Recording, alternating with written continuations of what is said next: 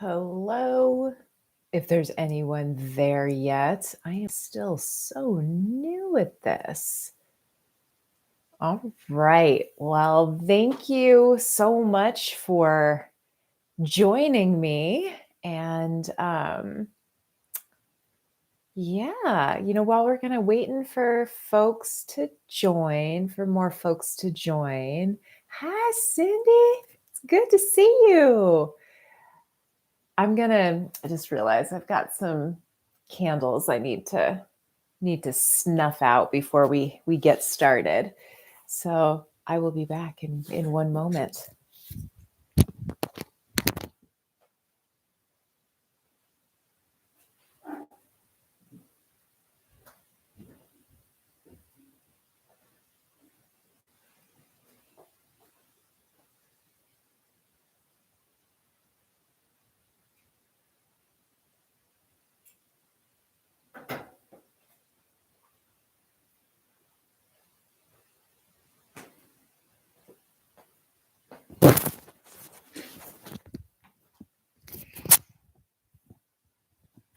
All right.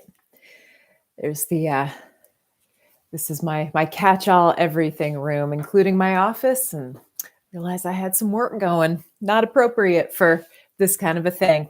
So, the stories that we're going to read today are so for those of you who've maybe never done one of these before with me, I started reading ghost stories once a week live on Instagram in March of 2020 when we first got the shelter in place order. And so that was kind of like a fun community thing that was nice to, get together and do. And it just turned into a thing that I do periodically. And there's like this little group of people that hop on and we have a good old time. And I've last one that I did was in October, and I am banned on Instagram Live because I shared an inappropriate meme, y'all. And so yeah, I decided, well, apparently I'm going to start a YouTube channel because they may take my live videos, but they will never take our ghost stories. But so I read a story around Halloween time out of this book. It's called The Enchanted World, and it's from like 1980. I don't know, the early 1980s. It's like a Time Life book. So we're going to read one super spooky one, or I think it's pretty spooky, and then one that's spooky, but also kind of funny.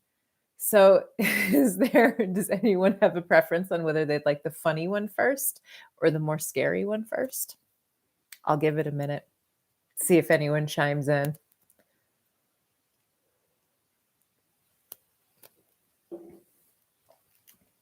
Hopefully it doesn't have like a huge lag with the chats, but well, I think that we will go ahead and we'll start with the spookier one. All right. So this one is called The Hooded Congregation. And the thing that I like about this book is it also has like spooky pictures and stuff too. So, okay. So The Hooded Congregation. Amid the forested mountains of northern Sweden in centuries past, the long winter nights were crowded with the restless, greedy dead. The living, isolated for months in villages hidden among the fir trees, stayed indoors for the most part. They knew the darkness did not belong to them. They knew that things could happen outside the safe circle of the hearth that were best not risked or even thought of. This was especially true in the bleak time around the winter solstice, as A Christmas Tale relates. In her cottage on a hillside, a woman was awakened early one Christmas morning by church bells echoing in the air. When the peals ceased, she peered out the window. It was dark, as it would be until almost noon at that time of year. But far below, she saw that the doors of the village church were thrown open and its light was streaming out in welcome. Although she could not be sure of the hour, it was clear that Christmas service was about to begin. In some haste, the woman dressed, wrapped herself in her warmest shawl, and taking a lantern to light her way, set out down the hill for the church. None of her neighbors were in view. That doesn't look very welcoming. None of her neighbors were in view, and nothing broke the enveloping silence except the occasional crackle of ice falling from tree branches and the crunching of the snow underfoot. As she neared the little church, however, she heard snatches of singing borne on the air, and she walked faster, spurred by the thought of warmth and companionship. At the open church door, she set down her lantern and composed her thoughts to suit the joyful day. Within the nave were rows of hooded heads. Her neighbors had been more alert than she, it seemed. Intoning psalms at the head of the congregation was a priest, robed not in the pristine white of this great festival, but in indeterminate gray. He looked up at the woman peering into the church and bent once more to his prayers, so that his face was hidden. She crept up the aisle between the rows of chanting worshippers, searching for a place to sit. Then help came. A gentle hand grasped her wrist, and a soft voice spoke into her ear. This way, dear one. Her rescuer guided her to the front of the church. The singers, seated there, shuffled sideways on their bench to make room, but such was their intentness on the hymn that not one looked up or greeted her. She sat down meekly, and her guide sat beside her. Having settled herself in the pew, the woman turned to thank her helper, but the words died on her lips. The person sitting beside her had thrown back her concealing hood. The woman recognized the face at once, although it was much changed. It was the face of her beloved sister, whom she herself had laid in her coffin that autumn before the first snowfall. The sister laid a bony hand upon the woman's arm, and the damaged face twisted into an expression that might have been pleading. It was hard to tell, for the head was little more than gleaming bone, still adorned with pasty shreds of flesh. The lipless mouth stretched open to speak, and a gust of odor, a sweet necrotic sense tinged with the smell of earth, swept across the living visitor. No sound came from the mouth, but all around the woman eddied the almost toneless chanting of the clustered congregation. What does that say? Okay, never mind. She pulled her arm free from the bony clasp and began to inch across the bench. The figure gestured, and the woman found her voice. You are the dead, she cried out sharply. No shit, you are the dead.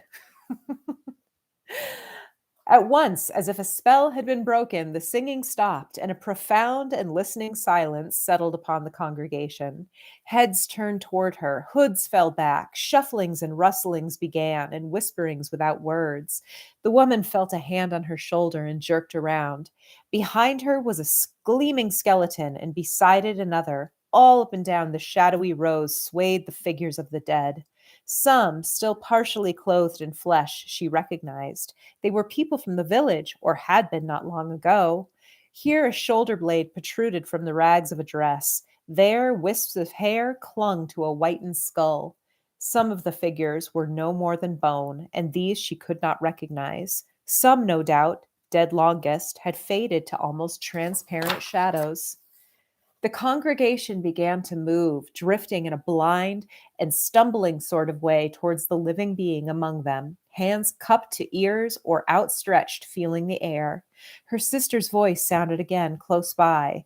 They have heard you. Run before they find you, for they will have you with them if they can. They hunger for fresh company. And the woman rose trembling to her feet. She was as quiet as she could be, but each skull turned at once in her direction, and bony fingers pointed. She edged off the bench and stepped into the aisle. The ragged figures clutching at one another, twittering and clicking their teeth, stretching their faces in gleaming grins, began to close in. Stepping as lightly as she could, she hurried down the aisle, but they swarmed behind her, unerringly following the sound of her footsteps. She ran, smelling the earth smell and the stench of death, and at her back she felt sharp prodding. A hand grasped her shoulder. She shook it off. Fingers clutched at her shawls as she gained the door, and she slipped from the fabric and leapt out into the cold night air. Behind her, a single howl issued from the church, and that was all. Gibbering with fear, gibbering. We'll go with gibbering for right now. Gibbering with fear, she made for her priest's house to find him just awake and preparing for Christmas Mass. After she told her tale, the priest himself, holding his crucifix high before him, led her back to the church. The church was empty and peaceful. The shawl, or what little was left of it, lay near the door. It was torn and clawed almost beyond recognition. Oh, apparently that's it. So, whew, spooky. Anyway, well, so that was the scary one. We're going to do one more, okay? This one is so tricky. I've never done. Oh, okay. I've never done this YouTube live thing. So hi everybody. Now I can see where you are. I was like, I know Cindy's here. I know there's one other person here. So hi. All right. So this next one, hi. Oh, friends. Hi, Jenny. Hi, Ella. I'm not sure who Miss Rosita is, and I'm not sure the thing that, oh, and Emma. Hi, everybody. Yeah, it's so nice to be able to, okay, this feels a little bit more chummy. So I have to tell you, now that I know that there's like, now that I know that there's folks here and I'm not just like reading to myself, although Cindy, I knew that you were here. It was, I've been just, I don't know about you all, but I have been super Christmassy today. I've been baking cookies, I've been cleaning and doing all kinds of stuff, getting ready for my family to come. And I am so tired. I was ready to come down here. And I was just in this like 80s mom, like Christmas sweatshirt and just like my hair in like a really dingy ponytail. I was like, these are my people. They'll accept me as I am. And I felt like I was a real hero because I put on some makeup and a clean shirt and combed my hair for you all. So I felt very brave. I felt very brave as I was doing all of this. All right. So the next one we're going to read is from a compilation. Kind of want to look at the title page. Oh no, I'm worried I'll lose my place. Anyway, it's called Ghosts of Christmas Past, a chilling collection of modern and classic Christmas ghost stories. And this one is called The Ghost of the Blue Chamber, and it's by Jerome K. Jerome. So thanks, Jenny. Yeah, my sweatshirt. Well, this is like my designing women. So really, I just like switched into a clean, sparkly sweater. The sweatshirt is pretty horrifying. My husband hates it when I wear it like every Christmas. It's not very flattering. And it's just not very flattering at all. So, all right. So The Ghost of the Blue Chamber by Jerome K. Jerome. Okay. The Ghost of the Blue Chamber, my uncle's story. I don't want to make you fellows nervous, began my uncle in a peculiarly impressive, not to say blood-curdling tone of voice. And if you would rather that I didn't mention it, I won't. But as a matter of fact, this very house in which we are now sitting is haunted. You don't say that, exclaimed Mr. Coombs. What's the use of your saying I don't say it when I've just said it? Retorted my uncle somewhat pettishly. You do talk so foolishly. I tell you the house is haunted. Regularly on Christmas Eve, the Blue Chamber, they called the room next to the nursery the Blue Chamber at my uncle's, most of the toilet service being of that shade. This house is haunted by the ghost of a sinful man, a man who once killed a Christmas waite with a lump of coal. How did he do it? Asked Mr. Combs with eager anxiousness. Was it difficult? I don't know how he did it, replied my uncle. He did not explain the process. The weight, I don't totally understand what a weight is. I meant to look that up before. I get the sense that it's some kind of a musician or maybe like a caroler or something. I don't know. This is like an English story. But anyway, the waite had just taken up a position just inside the front gate and was singing a ballad. It is presumed that when he opened his mouth for B flat, the lump of coal was thrown by the sinful man from one of the windows, and that it went down the waite's throat and choked him. You want to be a good shot, but it's certainly worth trying, murmured Mr. Coombs thoughtfully. But that was not his only crime, alas, added my uncle. Prior to that, he had killed a solo cornet player. No, is that really a fact? Exclaimed Mr. Combs. Of course it's a fact, answered my uncle testily. At all events, as much a fact as you can expect to get in a case of this sort. How very captious you are this evening. The circumstantial evidence was overwhelming. The poor fellow, the cornet player, had been in the neighborhood barely a month. Old Mr. Bishop, who kept the Jolly Sandboys at the time, I believe that's a band, and from whom I had this story, said he'd never known a more hard-working and energetic solo cornet player. He, the cornet player, only knew 2 tunes, but Mr. Bishop said that the man could not have played with more vigor or for more hours in a day if he had known 40. The 2 tunes he did play were Annie Laurie and Home Sweet Home, and as regarded his performance of the former melody, Mr. Bishop said that a mere child could have told what it was meant for. This musician, this poor, friendless artist, used to come regularly and play in this street just opposite for 2 hours every evening. One evening he was seen, evidently in response to an invitation, going into this very house, but was never seen coming out of it. Did the townsfolk try offering any reward for his recovery? Asked Mr. Coombs. Not a halfpenny, replied my uncle. Another summer, continued my uncle, a German band visited here, intending, so they announced on their arrival, to stay till the autumn.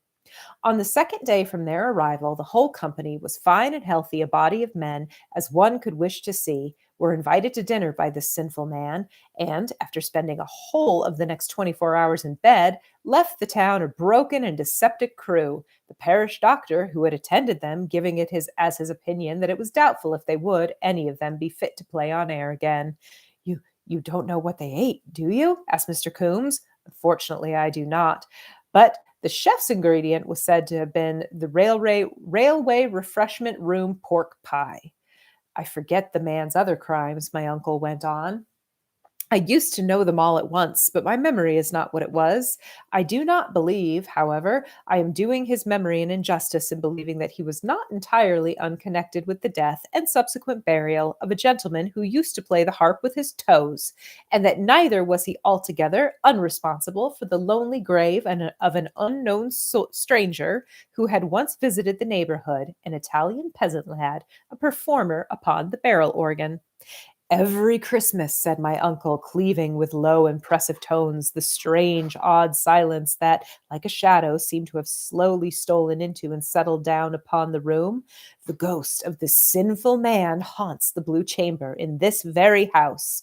There, from midnight until cock-crow, amid wild, muffled shrieks and groans and mocking laughter and the ghostly sound of horrid blows, it does fierce phantom fight with the spirits of the solo cornet player and the murdered wait, assisted at intervals by the shades of the German band, while the ghost of the strangled harpist plays mad, ghostly melodies with ghostly toes on the ghost of a broken heart. Uncle said the Blue Chamber was comparatively useless as a sleeping apartment on Christmas Eve. Hark, said Uncle, raising a warning hand towards the ceiling, while we held our breath and listened. Hark! I believe they are at it now, in the Blue Chamber. The Blue Chamber. I rose up and said I would sleep in the Blue Chamber.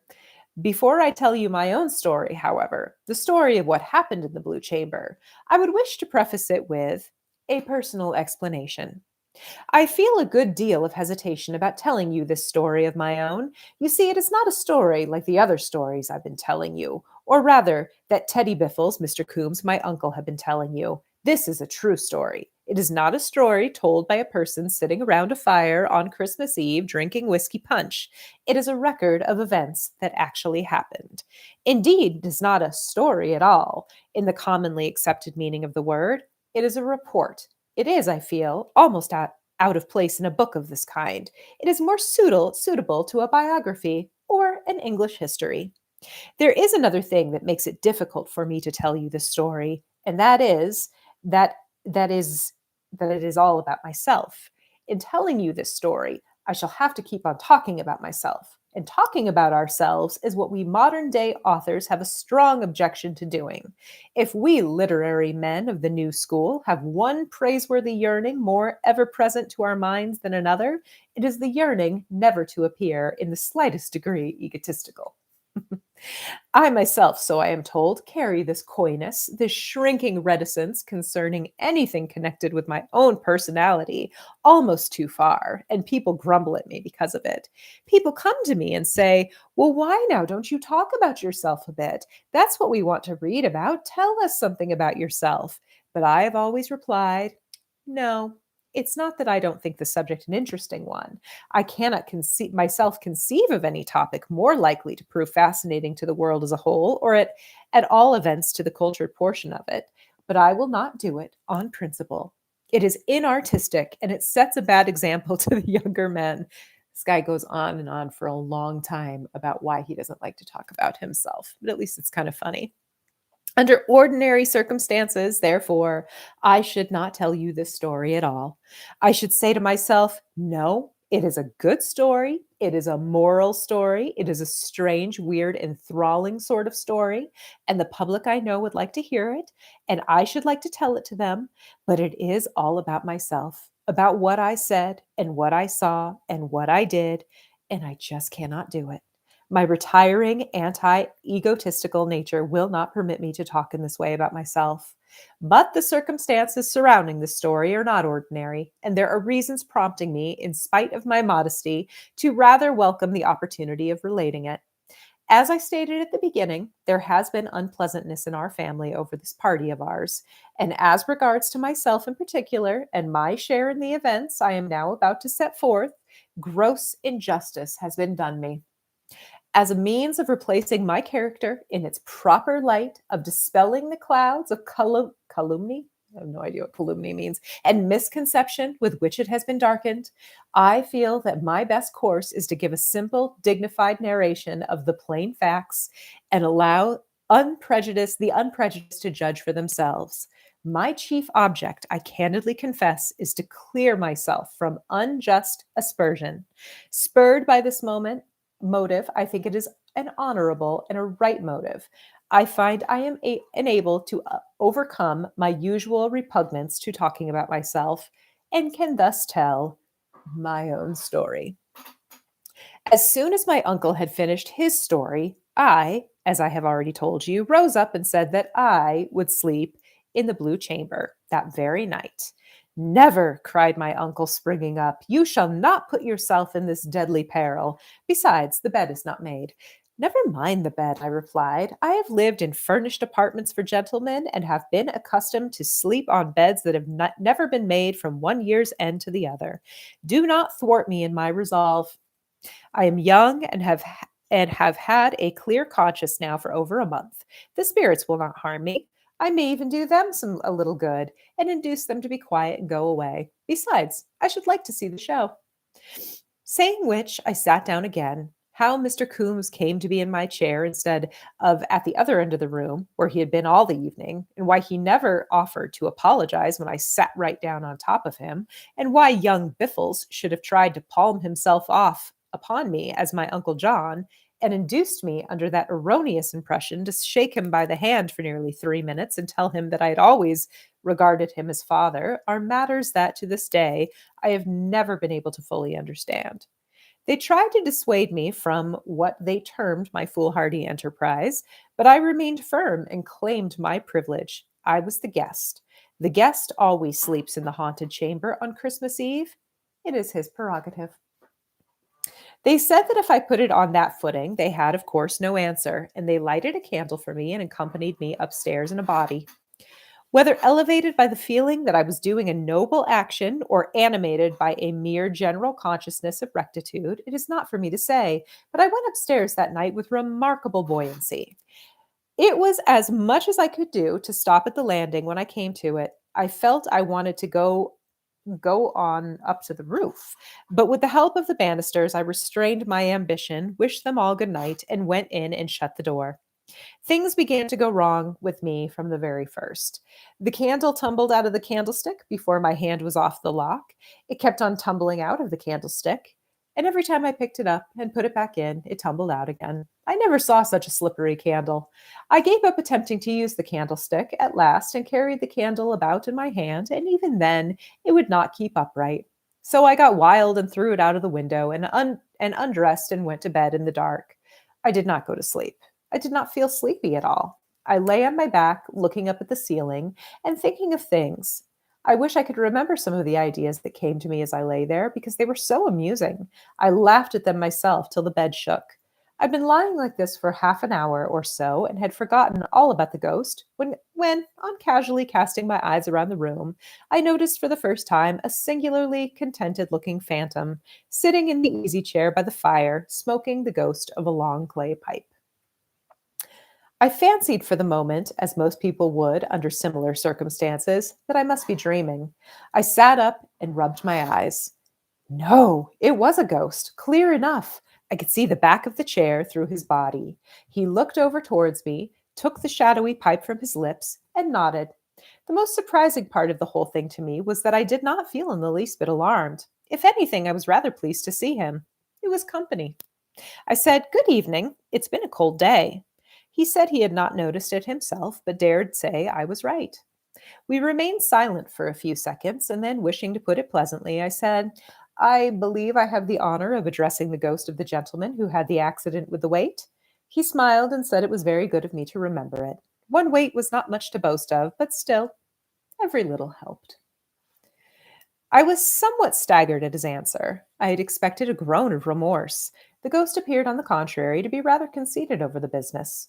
I thought that, as he had taken my reference to the weight so quietly, perhaps he would not be offended if I questioned him about the organ grinder. I felt curious about that poor boy. "It is true. Is it true," I asked, "that you had a hand in the death of that Italian peasant lad who came to the town once with a barrel organ that played nothing but Scottish airs?" He quite fired up. "Had a hand in it?" he exclaimed indignantly. "Who has dared to pretend that he assisted me? I murdered the youth myself. Nobody helped me. Alone I did it. Show me the man who said I didn't." I calmed him. I assured him that I had never, in my own mind, doubted that he was the real and only assassin. And I went on and asked him what he had done with the body of the cornet player he had killed. He said, "To which one may you be alluding?" "Oh, were there any more than one?" I inquired. He smiled and gave a little cough. He said he did not like to appear to be boasting, but that, counting trombones, there were 7. "Dear me," I replied, "you must have had quite a busy time of it, one way and another." He said that perhaps he ought not to be the one to say so, but that really, speaking of ordinary middle society, he thought there were few ghosts who could look back upon a life of more sustained usefulness. This person really doesn't like musicians, street musicians. No buskers for them. He puffed away in silence for a few seconds while I sat watching him. I'd never seen a ghost smoking a pipe before that I could remember, and it interested me. I asked him what tobacco he used, and he replied, "The ghost of cut Cavendish, as a rule." He explained that the ghost of all the tobacco that a man smoked in life belonged to him when he became dead. He said that he himself had smoked a good deal of cut Cavendish when he was alive, and so that he was well supplied with the ghost of it now. I observed that it was a useful thing to know that, and I made up my mind to smoke as much tobacco as ever I could before I died. I thought I might as well start at once, and I said I would join him in a pipe. And he said, "Do, old man." I reached over and got out the necessary paraphernalia from my coat pocket and lit up. We grew quite chummy after that, and he told me all about his crimes. He said he had lived next door once to a young lady who was learning to play the guitar, while a gentleman who practiced on the bass viola lived opposite, and he, with a fiendish cunning, had introduced these two unsuspecting young people to one another and had persuaded them to elope with each other against their parents' wishes and take their musical instruments with them. And they had done so, and before the honeymoon was over, she had broken his head with the bass viola, and he had tried to cram the guitar down her throat and had injured her for life. My friend said he used to lure muffin men into the passage and then stuff them with their own wares till they burst and died. He said he had quieted 18 that way. Young men and women who had recited long and dreary poems at evening parties, and callow youths who walked about the streets late at night playing concertinas, he used to get together and poison in batches of 10, so as to save expense. And park orators and temperance lectures, he used to shut up 6 in a small room with a glass of water and a collection box apiece and let them talk each other to death. It did one good to listen to him. I asked him when he expected the other ghosts, the ghosts of the wait and the cornet player and the German band that Uncle John had mentioned. He smiled and said they would never come again, any of them. I said, why isn't it true then that they used to meet you here every Christmas Eve for a row?" He replied that it was true, Every Christmas Eve for 25 years had he and they fought in that room, but they would never trouble him nor anyone else again. One by one, had he laid them out, spoilt and utterly useless for all haunting purposes. He had finished off the last German band ghost that very evening, just before I came upstairs, and had thrown what was left of it out through the slit between the window sashes. He said it would never be worth calling a ghost again. I suppose you will still come yourself, as usual, I said. They would be sorry to miss you, I know. Oh, I don't know, he replied. There's nothing much to come for now. Unless, he added kindly, you are going to be here. I'll come if you'll sleep here next Christmas Eve. I've taken a liking to you, he continued. You don't fly off screeching when you see a party, and your hair doesn't stand on end. You've no idea, he said, how sick I am of seeing people's hair standing on end. He said it irritated him. Just then, a slight noise reached us from the yard below, and he startled and turned deathly black. You are ill, I cried, springing towards him. Tell me the best thing to do for you. Shall I drink some brandy and give you the ghost of it? He remained silent, listening intently for a moment, and then he gave a sigh of relief, and the shade came back to his cheek. It's all right, he murmured. I was afraid it was the cock. By that he means Rooster. I'm just saying, y'all. Oh, it's too early for that, I said. Why, it's only the middle of the night. Oh, that doesn't make any difference to those cursed chickens, he replied bitterly. They would just as soon crow in the middle of the night as any other time. Sooner if they thought it would spoil a chap's evening out. I believe they do it on purpose. He said a friend of his, the ghost of a man who had killed a water rate collector, used to haunt a horse in Longacre, where they kept fowls in the cellar, and every time a policeman went by and flashed his bullseye down the grating, the old cock there would fancy it was the sun and start crowing like mad, when, of course, the poor ghost had to dissolve, and it would, in consequence, get back home sometimes as early as 1 o'clock in the morning, swearing fearfully because it had only been out for an hour. I agreed that seemed very unfair. Oh, it's an absurd arrangement altogether, he continued quite angrily. I can't imagine what our old man could have been thinking of when he made it. As I've said to him over and over again, have a fixed time and let everybody stick to it. Say 4 o'clock in the summer and 6 in the winter. Then one would know what one was about. How do you manage when there isn't any cock candy? I'm sorry, it's just not gonna. Hopefully I don't violate any more community guidelines. It's Rooster. YouTube, it's Rooster. Um, he was on the point of replying when again he started and listened. This time I distinctly heard Mr. Bowles's cock next door crow twice. There you are, he said, rising and reaching for his hat. I swear I'm a 12-year-old. That's the sort of thing we have to put up with. What is the time? I looked at my watch and found it was 3:30. I thought as much, he muttered. I'll wring that blessed bird's neck if I get a hold of it. And he prepared to go. If you can wait half a minute, I said, getting out of bed, I'll go a bit of the way with you. It's very good of you, he rejoined, pausing, but it seems unkind to drag you out. Not at all, I replied. I shall like a walk. And I partially dressed myself and took my umbrella, and he put his arm through mine, and we went out together. Just by the gate, we met Jones, one of the local constables. Good night, Jones, I said. I always feel affable at Christmas time. Good night, sir, answered the man a little gruffly, I thought. May I ask what you're a-doing? Oh, it's all right, I responded with a wave of my umbrella. I'm just seeing my friend part of the way home. He said, what friend? Oh, of course, I laughed. I forgot. He's invisible to you. He's the ghost of the gentleman that killed the wait. I'm just going to the corner with him. I don't think I would if I was you, sir, said Jones severely. If you take my advice, you'll say goodbye to your friend here and go back indoors. Perhaps you're not aware that you are walking about with nothing on but a nightshirt and a pair of boots and an opera hat. Where's your trousers? I did not like the man's manner at all. I said, Jones, I don't wish to have to report you, but it seems to me that you've been drinking. My trousers are where a man's trousers ought to be, on his legs. I distinctly remember putting them on. Well, you haven't got them on now, he retorted. I beg your pardon, I replied. I tell you I have. I think I ought to know. I think so too, he answered, but you evidently don't. Now you come along indoors with me and don't let's have any more of it.